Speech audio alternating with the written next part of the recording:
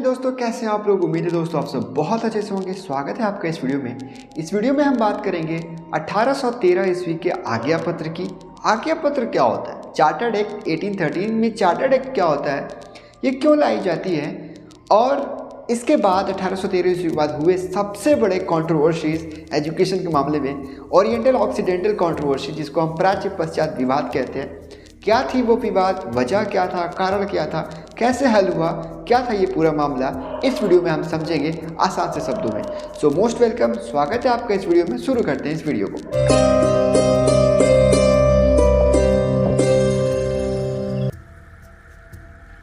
दोस्तों chartered act 1813, आज्ञा पत्र 1813। आज्ञा पत्र क्या होता है? क्रिकेट में जैसे हर 4 साल के बाद वर्ल्ड कप होता है, जैसे इंडियन गवर्नमेंट हर एक साल एक बजट पेश करती है कि वो इस पूरे वर्ष सरकार शिक्षा पे, स्वास्थ्य पे, देश की सुरक्षा पे कितने पैसे खर्च करेगी, इसकी बायोडेटा, इसकी डेटा बताती है, इसकी रकम बताती है। तो दोस्तों अगर 1813 ईस्वी की बात करें तो उस समय भारत में एक कंपनी, ब्रिटिश कंपनी काम करती थी, ईस्ट इंडिया कंपनी।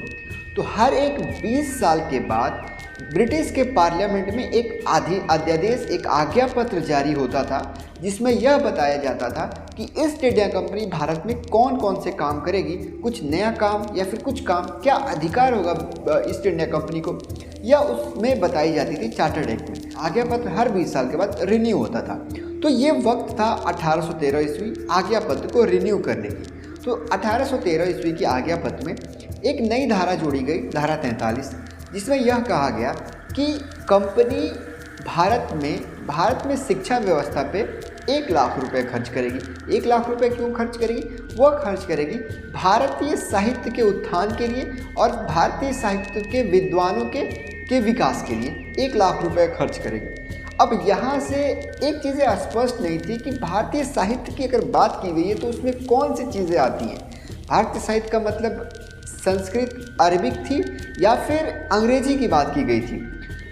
भारतीय विद्वानों के मतलब कौन से विद्वान? वो विद्वान जो संस्कृत या अरबी को जानते हैं या फिर वो विद्वान जो इंग्लिश को जानते हैं। तो यहीं से कंपनी के अंदर, ईस्ट इंडिया कंपनी के अंदर एक विवाद शुरू हो गया, जिसे हम कहते हैं प्राच्य पश्चात विवाद, ओरिएंटल ऑक्सीडेंटल कंट्रोवर्सीज कहते हैं। और ये विवाद 20 सालों तक चला, हल नहीं हो पाया, क्योंकि उस समय 1 लाख रुपए बहुत बड़ी रकम हुआ करती थी।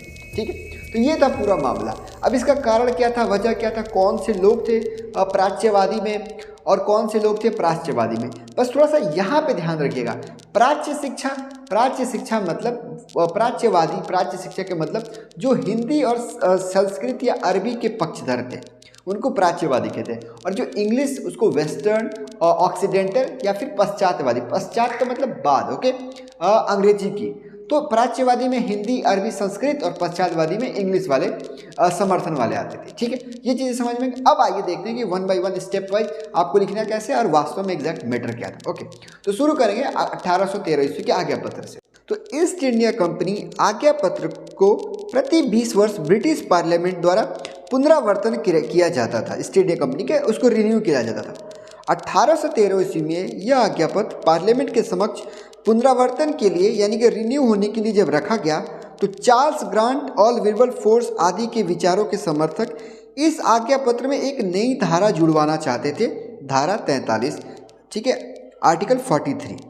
आज्ञा पत्र की 43 धारा में उल्लेख किया गया था, क्या कहा गया था, ध्यान से देखिए, कि साहित्य के पुनरुद्धार के लिए और सुमन्नति के लिए, भारतीय विद्वानों को प्रोत्साहित करने के लिए और ज्ञान का प्रसार और विकास करने के लिए प्रति वर्ष कम से कम 1 लाख रुपए की धनराशि पृथक रखी जाएगी और व्यय की जाएगी। मतलब कंपनी 1 लाख रुपए अलग रखेगी। क्यों? क्योंकि भारत में साहित्य और विद्वानों के लिए, साहित्य और विद्वानों के प्रोत्साहन के लिए 1 लाख रुपए कंपनी खर्च करेगी। ठीक है, अब 1813 के आज्ञा पत्र की 43 धारा ने भारत की शिक्षा का दायित्व कंपनी को सौंप दिया था कि कंपनी ही इस भारत में शिक्षा का दायित्व संभालेगी, और यह आदेश दिया कि भारतीय शिक्षा के पर प्रतिवर्ष 1 लाख रुपए की धनराशि व्यय करे। किंतु उक्त धारा में यह स्पष्ट नहीं किया गया था कि यह धनराशि किस तरह की शिक्षा पर व्यय की जाएगी, प्राच्य शिक्षा पर अथवा पश्चात्य शिक्षा पर। प्राच्य शिक्षा का मतलब हिंदी, अरबिक, संस्कृत, पश्चात्य शिक्षा का मतलब अंग्रेजी। फलस्वरूप इस प्रश्न को लेकर कंपनी के कर्मचारियों में विवाद उत्पन्न हो गया। इस विवाद को ही प्राच्य पश्चात विवाद की संज्ञा दी जाती है। विवाद में भाग लेने वाले दो प्रमुख दल प्राच्यवादी और पश्चातवादी कहे जाते हैं, ओरिएंटल और ऑक्सीडेंटल कहे जाते हैं। अब प्राच्य पश्चातवादी, उनका मत क्या था, उनकी मांगे क्या थी? आइए उससे पहले एक बार अगर आपसे ये पूछता है कि इनके कारण क्या थे, तो इस विवाद के कारण क्या थे, तो फिर से कारण की देखिए। विवाद का प्रमुख कारण 1813 के आज्ञा पत्र की 43वीं धारा में प्रयुक्त किए गए दो शब्द थे। कौन कौन से शब्द थे? साहित्य तथा भारतीय विद्वान। अब यहाँ पे मामला क्या था कि प्रचातवादी और पश्चातवादी ने इन शब्दों की व्याख्या अपने अपने ढंग से की। कैसे करी? यहाँ पे इस व्याख्या को स्पष्ट करते हुए डॉक्टर श्रीधर मुखोपाध्याय ने लिखा कि प्राच्यवादियों का कहना था कि इस धारा में साहित्य शब्द के अंतर्गत अरबी और संस्कृत साहित्य और भारतीय विद्वान का अर्थ इन दोनों भाषाओं में से किसी एक भाषा के विद्वान से लिया जाता है। जो पश्चातवादी थे, जो संस्कृत के समर्थक थे, वो कहते थे कि भारतीय साहित्य का मतलब भैया हमारी साहित्य, संस्कृत और अरबी, और भारतीय विद्वान का मतलब इन भाषाओं के विद्वान। जबकि पश्चातवादियों का मत था कि इन दोनों शब्दों का अर्थ इतना संकीर्ण नहीं है, साहित्य में अंग्रेजी का भी विशेष स्थान है। मतलब उनका कहने का मतलब कि साहित्य का मतलब अंग्रेजी भाषा में भी, अभी 1 लाख रुपए को अंग्रेजी में भी खर्चा करो और अंग्रेजी के विद्वानों पे भी खर्चा करो। तो यही से दो गुट बट गया, प्राच्यवादी गुट और पश्चातवादी गुट, ओरिएंटल ग्रुप्स और ऑक्सीडेंटल ग्रुप्स। ओरिएंटल्स, प्राच्यवादी क्या कहते थे और उसमें कौन थे? तो देखिए, प्राच्यवादी जो थे, चूंकि उसमें कंपनी के पुराने लोग थे, ठीक है। प्राच्यवादी दल में ईस्ट इंडिया कंपनी के पुराने एवं अनुभवी कर्मचारी थे, क्योंकि वो संस्कृति को समझते थे, वो भाषा को समझते थे, और उनका मत यही था कि 1 लाख रुपए की अधिकतम राशि, पूरी राशि प्राच्य शिक्षा पे खर्च की जाए। इनमें से प्रमुख कौन थे? वॉरेन हास्टिंग्स और जॉनथन डिकन, जिन्होंने कलकत्ता, मद्रास, बनारस और संस्कृति कॉलेज की स्थापना की थी। ओके, उन्होंने प्राच्यवादियों की नीति का पक्ष लिया। लॉर्ड मिंटो भी इन्हीं के विचारक थे, और इस नीति को बंगाल की लोक शिक्षा समिति, general council of public institutions का अधिकतर सदस्यों का समर्थन प्राप्त था। तो ये वो लोग थे जो कि प्राच्यवादियों को सपोर्ट करते थे। ये वो सारे लोग हैं जिनका कहना था कि नहीं भैया, प्राच्यवादियों पे ही 1 लाख रुपए खर्च की जाए, ठीक है। अब प्राच्यवादियों के अधिकतर प्राच्यवादियों ने भारतीय को अंग्रेजी शिक्षा में दिए जाने के विपक्ष में 3 तर्क रखे। उनका क्यों मत था? उनका मत था, उन्होंने 3 तर्क दिए कि वो क्यों अंग्रेजी पे ये पैसे खर्च नहीं करना चाहते। तो उनका सबसे पहला तर्क था बच्चों, पहला तर्क उन्होंने क्या दिया था? उन्होंने कहा था पहले तर्क में उन्होंने कहा था बच्चों कि भारत में पाश्चात्य ज्ञान एवं विज्ञान का प्रसार करने से इस देश की प्राचीन सभ्यता एवं संस्कृति लोप हो जाएगी। अब आप अंग्रेजी पे पैसे खर्च करने लगेंगे, लोग संस्कृत को नहीं पढ़ेंगे या अरबिक को नहीं पढ़ेंगे, तो हमारी जो संस्कृति सभ्यता है, जैसे वेदों का ज्ञान, कुरानों का ज्ञान, हमारी जो अपनी संस्कृति है, हमारी भाषा है, वो धीरे धीरे लोप होती जाएगी। उनका ये पहला तर्क था। दूसरा तर्क यह था बच्चों कि अंग्रेजी शिक्षा को प्रोत्साहन देने के लिए भारतीय साहित्य नष्ट हो जाएगा, जिसके अंतर्गत अनेकों युगों का ज्ञान संचित है। अब जब भारतीय शिक्षा की बात की जाए, पाश्चात्य शिक्षा, प्राच्य शिक्षा की, तो उसमें आयुर्वेद का ज्ञान, वेदों का ज्ञान, बहुत सारे योगाभ्यास, तो हमें ये डर था कि हमारे ये सारे ज्ञान कहीं खत्म ना हो जाए अंग्रेजी के प्रचार प्रसार से। तीसरा तर्क के संबंध में टी.एन. सिकोवर ने लिखा कि जब भारतीयों में अपनी स्वयं की प्राचीन और भव्य संस्कृति है, तब अन्य देशों की भाषा और साहित्य का ज्ञान प्राप्त करने के लिए कोई बाध्य करना दोषपूर्ण नीति है। आप उनको बाध्य नहीं कर सकते, उनकी मर्जी हो तो सीखें, आप उनको कंपल्सरी नहीं कर सकते। तो ये 3 तर्क दिए प्राच्यवादियों ने, इसलिए हम अंग्रेजी पे ये पैसे खर्च नहीं करना चाहते। इसके बिल्कुल विपरीत अगर हम बात करें, पश्चात्यवादी जो कि अंग्रेजी के लिए मरे जा रहे थे, उनका क्या था? तो इसमें इस दल के अंतर्गत कंपनी के 9 युवक कर्मचारी थे एवं मिशनरी थे, जो संपूर्ण देश में यत्र तत्र बिखरे हुए थे, मतलब इधर उधर बिखरे हुए लोग थे, नए लोग थे, ठीक है। इस दल का तो ना कोई संगठित स्वरूप था और ना कोई इसका नेता, फिर भी इन्होंने प्राच्यवादियों की नीति का डटकर विरोध किया, और अंत में जीत किसकी हुई थी? प्राच्यवादियों की, इन्हीं की हुई थी, इंग्लिश वालों की जीत हुई थी। किसने दिलाई थी? लॉर्ड मैकाले ने। अभी उस पर बात की जाएगी, ठीक है। और इनका कोई नेता भी नहीं था, ठीक है। उनका यह विचार था कि प्राच्य शिक्षा प्रणाली, ध्यान से देखना इस चीज़ को, बहुत ये बिल्कुल कई बार किताबों में ऐसे ही लिखा रहता है। यहाँ पे क्या कहा गया था, ज़रा ध्यान से पढ़ना कि कैसे भारत की संस्कृति को इन्होंने कहा था गलत। उनका यह विचार था कि प्राच्य शिक्षा प्रणाली मरणासन को हो चुकी है, मतलब वो बिल्कुल ख़त्म हो चुकी है और इसको पुनर्जीवित कर नहीं किया जा सकता। उनका ये मानना था। जो इंग्लिश के समर्थक थे वो ये कहते हैं कि नहीं, आप इसे दोबारा नहीं जीवित कर सकते, ये बिल्कुल ख़त्म हो चुकी है।